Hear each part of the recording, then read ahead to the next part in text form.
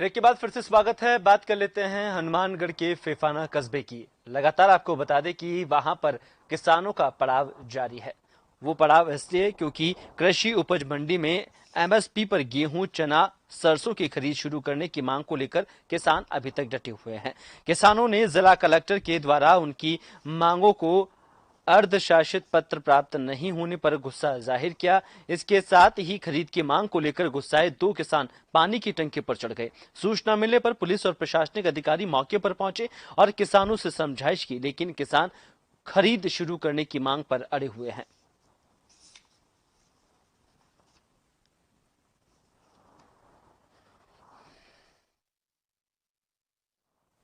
और इस पर ज्यादा अपडेट के लिए हमारे जन टीवी संवाददाता राकेश धामू नोहर से हमसे जुड़ चुके हैं। राकेश, क्या कुछ अपडेट है, क्योंकि लगातार हम देख रहे हैं कि काफी दिनों से किसान पड़ाव डाले हुए हैं और जो एमएसपी खरीद को लेकर मांग कर रहे हैं, क्या वार्ता हुई है और फिलहाल क्या कुछ मांग किसान कर रहे हैं?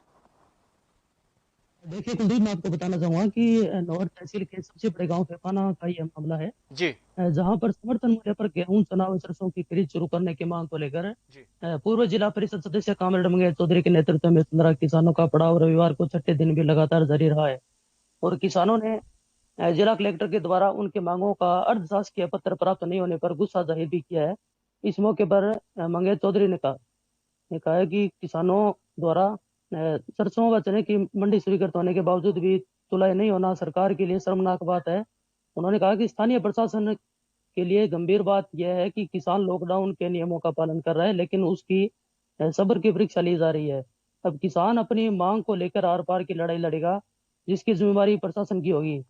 इसी को लेकर आज दोपहर 12 बजे दो गुस्साई किसानों ने यह कदम उठाया कि पास में वाटर वर्क्स में बने जलदाय विभाग की टंकी में वह बिना किसी को सूचना दे और टंकी पर चढ़ गए। और जिसके बाद ग्रामीणों का हुजूम जो है वो वहां पर उमड़ पड़ा। उसके बाद मौके पर पुलिस प्रशासन पहुंचा और मामले की जानकारी ली, लेकिन लगभग 5 या 6 बजे तक सभी को पता था इस जी। मामले का, लेकिन कोई भी अधिकारी जो है वहां पे मंडी में जानकारी लेने के लिए किसानों के पास नहीं पहुंचा। जी कुलदीप। जी।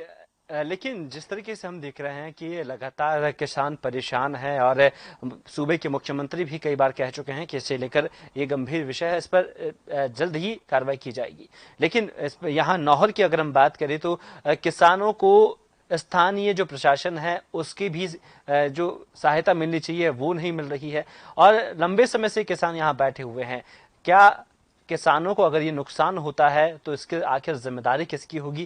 क्योंकि लगातार हम देख रहे हैं मौसम में भी कई परिवर्तन हो रहे हैं और इसके चलते नुकसान का बड़ा खतरा उनकी जो कृषि खेती की जो उगाई है उस पर कहीं ना कहीं पड़ता दिखाई देगा।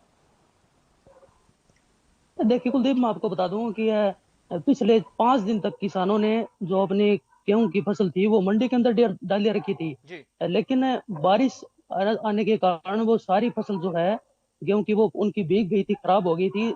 लेकिन उसके बाद किसानों ने पड़ाव शुरू कर दिया था और सभी प्रशासनिक अधिकारियों को इसके बारे में अवगत करवा दिया था। एसडीएम से लेकर के जिला कलेक्टर तक भी उनको सूचना दे दी गई थी। उसके बाद भी उनका जो रवैया था वो उन किसानों के पक्ष में नहीं था। तो उसके बाद किसानों ने आमरण पड़ाव शुरू किया था और उसके बाद एक दिन का आमरण अनशन भी किया था।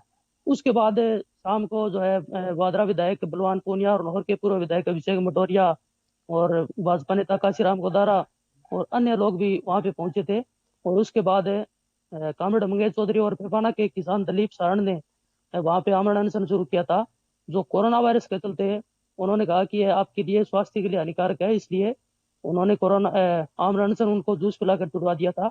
उसके बाद उन्होंने कहा कि अगर सरकार आपकी मांग नहीं मांगती है तो आप आंदोलन जो है उसको जारी रख सकते हैं। उसके बाद किसानों ने जो है आज मंडी टंकी पर पर। चढ़ गए हैं। जी कुलदीप। जी राकेश, बहुत बहुत शुक्रिया तमाम जानकारी के लिए। लगातार आपसे अपडेट लेते रहेंगे। तो हमारे संवाददाता राकेश धामू नोहर से हमसे जुड़े हुए थे। तो एक बड़ी समस्या यहाँ पर हुई है जहाँ पर किसानों काफी लंबे समय से पड़ाव डाले हुए हैं। एमएसपी मूल्य पर यहाँ पर खरीद की मांग को लेकर ये किसान डटे हुए हैं। बात करते हैं